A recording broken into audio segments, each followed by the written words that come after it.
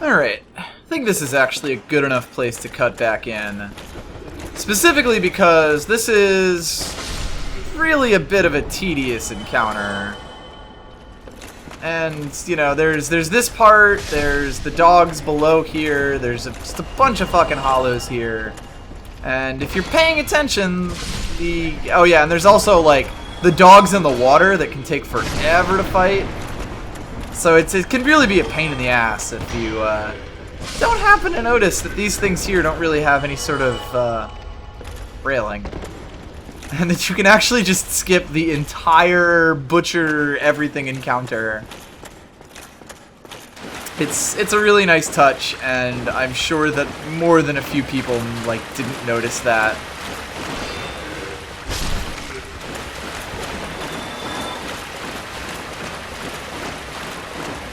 Of course, we now have some fire, and like we saw with the fire bombs, combustion works wonders on these things, especially with my very, very powered up version of this hand. I'm not sure if this would one-shot them at any level, but it certainly does with a hand +4. Honestly, it is worth going back and getting the hand just for that, because there's a decent number of slimes in this place, and it's kind of annoying to either waste a firebomb on them or just, you know, avoid them. Or try to kill them, but you have to be... It's just, it would get really awkward. So I guess I haven't explained it about the magic system. Oh, wait a minute. Is this bonfire kindled? I didn't do that. Why is this bonfire kindled? I totally didn't do that, did I? No. Oh wait, no, this bonfire is... I'm an idiot. Never mind. This bonfire is not kindled. I have those 10 Estus flasks from Firelink and I haven't... Never mind. I was gonna say, that would be weird. I don't usually kindle this bonfire. It's kind of a good idea to do that. So, magic system. Spells are old D&D style, where you can use a certain number of casts between bonfire visits. I believe there are a few items in this game that will actually refill your bonfire casts, or your spell casts. It's pretty simple. There's no magic meter, nothing like that, and it's really geared in the same way that the Estus system is, to give you a certain amount of exploration that the designers could expect you to do. So I kind of like it for that, and I also have a rat stuck in my body. That's really unfortunate when you have these large groups of enemies like this. They will all often push into each other and can end up doing rather silly things with you. You're coming with me. You're my good buddy. You're really stuck on me. Oh no, I think it's mad.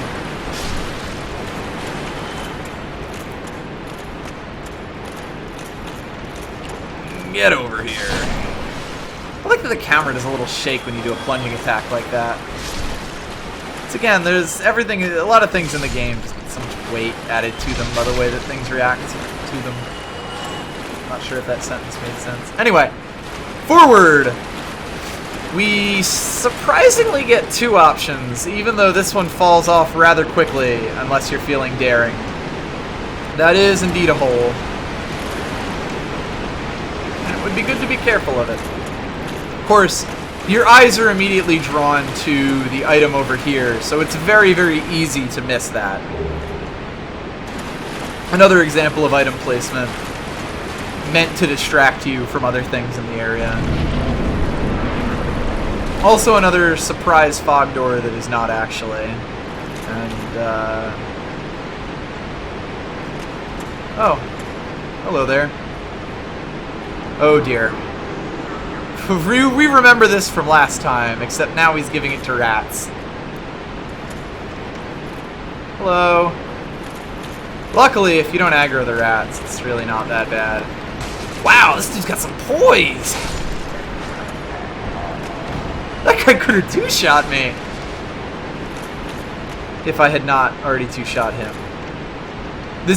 Killing him does not remove the buff from the rats though, so these things will still hit like trucks. Which I guess is also why he would have two-shot me.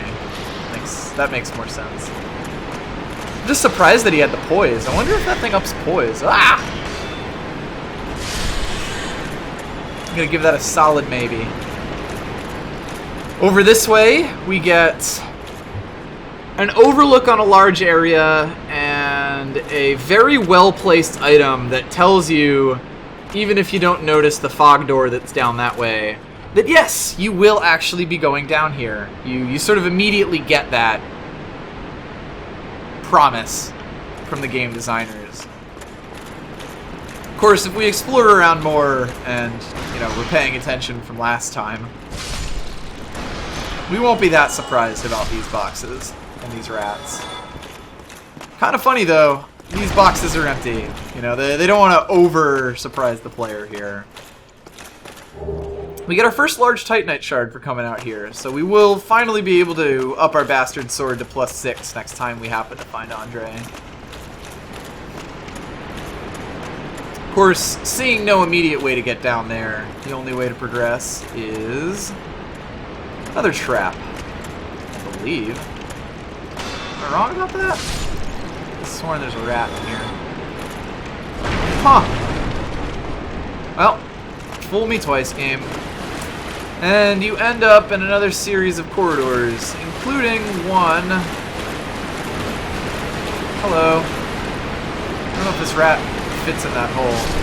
One that is actually exactly the one that you could have jumped over before.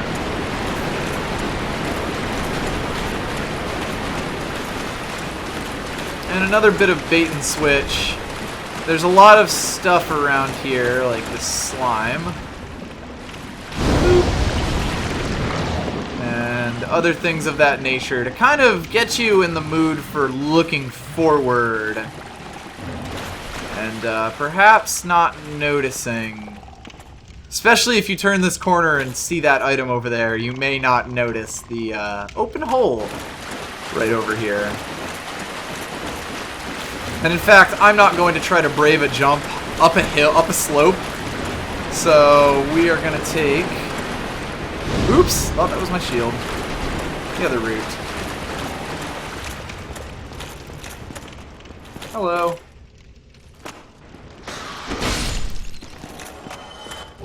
Oh yeah, this is also a pretty blind corner, even if you go it the right way. So if you like turn this and turn your camera and you're still running, you are almost certainly going to fall in this hole. That said, you know what? Maybe not. Hole it is. This is a hell of a trap. You will immediately, if you are online, notice these weird statues, and luck of the draw, you may or may not be facing these things when they attack you. Uh-oh. And there are a lot of them in a confined space. And you might think you're being poisoned at first, but you are not being poisoned.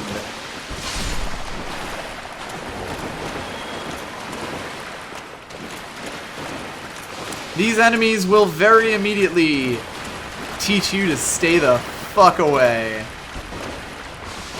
Because if you flub an attack and end up in that gas, you will get the worst status effect in the game. Also, drop giant creepy eye things. Before someone in my comments mentions, yes, I know that's not actually their eyes, go look at their official artwork. It's creepy as fuck and I love it. This thing, which is definitely in here. All the way at the top after I scroll to the bottom. Eye of Death. Lure phantoms from other worlds. The dreadful eyes of death spread disaster across neighboring worlds. Phantoms lured to the host world may end up as victims, allowing the eyes of death to multiply and leading to further proliferation of Bane. So this allows you... Only Covenant can use item while Hollows cannot. Oh, right. So this is actually the Covenant item for a covenant that we have not at all seen yet. You'll also notice that this statue was not anywhere near me when this started, and that is because statues are another online play thing that will only show up when another player is cursed. And the reason for that...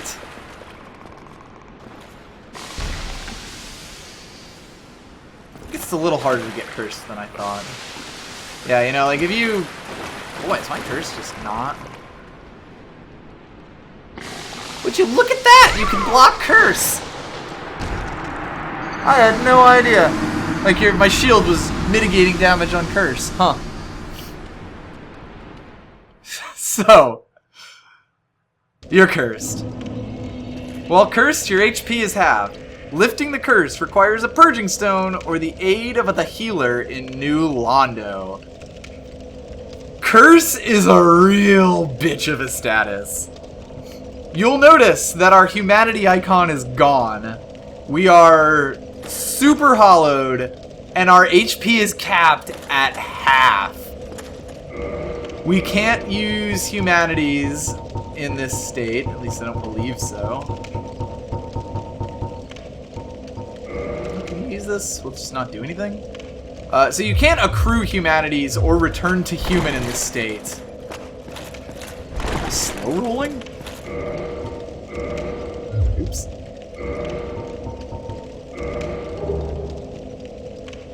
I feel like I'm slow rolling, which may be also something that happens when you're cursed. It's just all around absolutely terrible.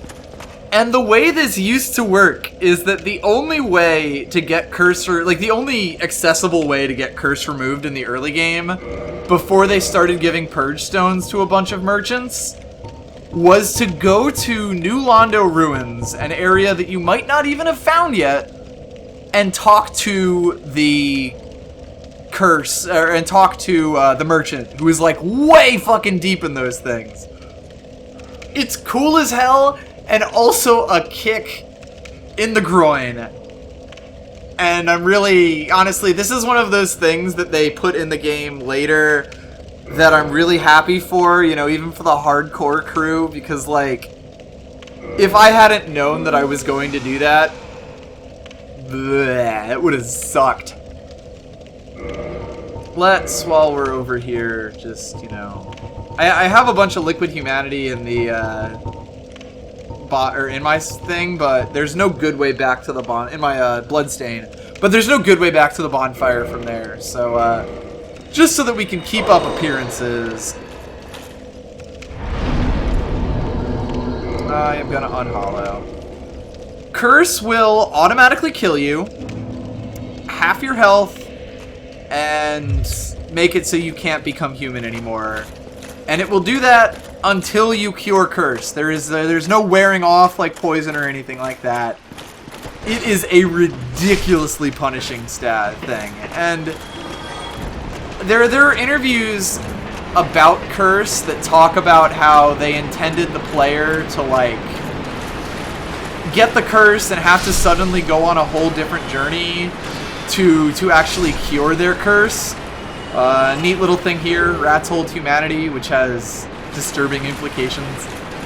But you're sort of meant to have to go to a completely different part of the map, and it is pretty cool in concept, but in practice, it's really awful to actually play, especially if you don't really know the game well enough and you haven't ever been to New Londo before. It can be, you know, like, you'll get that UI message, but, like, what does that really tell you? Absolutely nothing if you don't know where New Londo is. So purging stones are, like, being very accessible early game it was a very important improvement to this game, and I will give them that. Anyway, now that we've done this once, let's see where this leads. I don't actually know where this is going to drop me.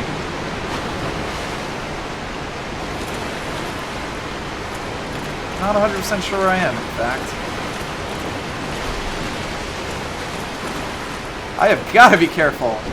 It's also worth noting that holding humanity increases your curse resistance.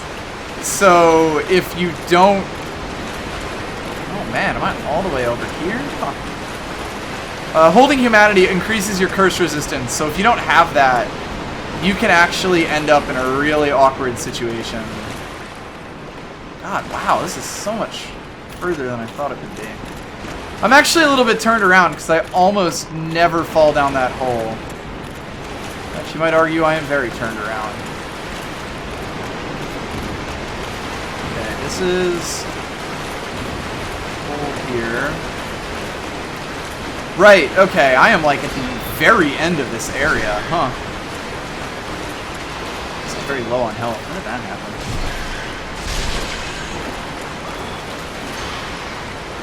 So I guess we're going to explore this area in reverse. Oh, go away. I'm trying to do a Let's Play. Jesus.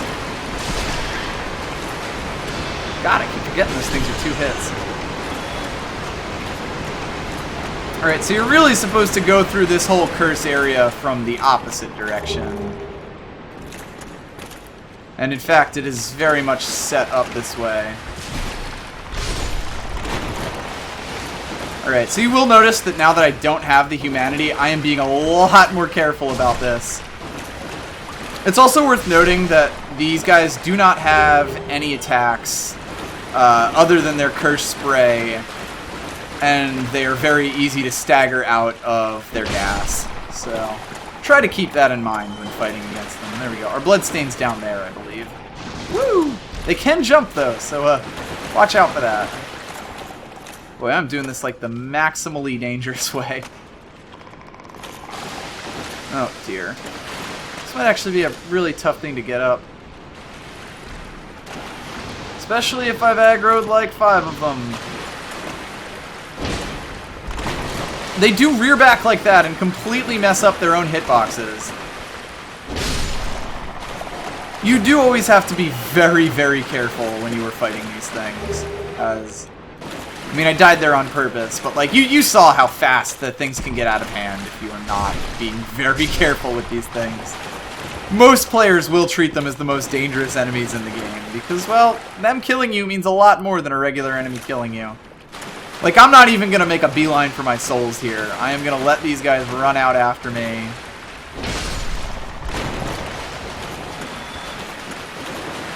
So yeah, they have one attack where they rear back, fill their lungs, and go. And then they have another attack where they actually just jump straight at you and do it. They're very challenging enemies, if mostly for how much you fear them. Like, yeah, there's the jump. It actually throws a cloud of poison, like, as a projectile, interestingly enough. It's still kind of cool to me that your shield blocks curse gas. I guess it makes sense, because your shield blocks every other effect in the game as well, but, like, did not actually realize. So yeah, here's the area where we killed, like, 20 rats after doing this in reverse. And here's a mostly useless, but still neat ring. Yeah, we're definitely not giving up the rings that we have already for it. Ring of the Evil Eye. Absorbs HP from fallen enemies. Actually, oh wait, sorry, I thought this was a different ring. This is really good for your survivability in that it actually gives you another source of healing than the Estus Flasks. It's sort of like, it gives you that bonus on top of what the game developers already expected you to have. Ring of the Evil Eye. According to legend, this ring contains the spirit of the Evil Eye, a dark beast which assaulted Astora. The strength of the Evil Eye does not waver, and HP is absorbed from fallen enemies. I don't think anything else in the game even refers to these enemies. Like, to the... I've already forgotten the names of it. That's embarrassing. Nothing else in the game even refers to that. So it's really just a total side story that the game happens to mention. Also, messages have totally disappeared again, but there's still curse signs here. This is so weird. I'm sorry, this is strange to me. There's usually just a lot more messages around than this. Whoop! Right. There's another item you can get, but it's guarded by a pit, which is really one of the most devious things. Yeah, I really don't understand why I'm not getting messages. Very strange. Okay. This jump is really annoying because you can even, like, you have to sort of run and turn if you want a running start here, so... Let's try to do this. It goes really poorly. Yeah, I just ran straight into that wall there. Blah. You can roll over it, though, and all we get for doing that is the humanity. So,